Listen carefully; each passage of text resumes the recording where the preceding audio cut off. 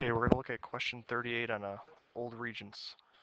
It says they want you to graph this inequality, and they want you to figure out this point's a solution. So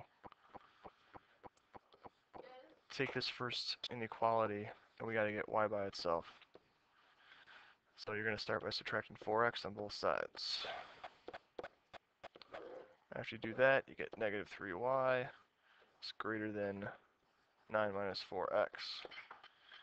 And you want to divide by negative 3, and divide everything by negative 3 on the right side. Now, because you divide by negative, it flips the sign, so you get y is less than, and it's negative 3 plus 4/3 x. Okay, I'm going to use my slope and y-intercept to plot this. So my y-intercept is negative 3. So I'm going to go to negative 3 on the y-axis, put a point. Then my slope is positive 4, positive 3, so I'll go up 4, over 3, and I'm going to put more points in. So 1, 2, 3, 4, 3 over. More points put in, the better. Okay. So next thing, because it's a less than, if it was less than or greater than, we're going to have a dashed line. If it's less than or equal to or greater than or equal to, then it's a solid line. So this one's going to be a dashed line. So I'm going to try to make this as straight as I can.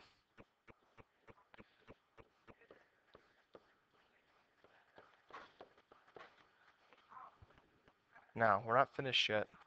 The first we got to do is label. So I'm going to label this down here. 4x minus 3y is greater than 9 with the original equation. And then one last thing we need to do is see if this point's in the solution set. So we're going to test it. So x is 1, y is negative 3. We got 4 times 1. And then we have minus 3 times negative 3. That's got to be greater than 9 for it to be true. So we get 4, and then negative 3 times negative 3 is positive 9. It's got to be greater than 9, and 13 is greater than 9. So this is true. That means that 1 negative 3 over here is true. That means over here, on this side of the graph, we have our solutions. Okay.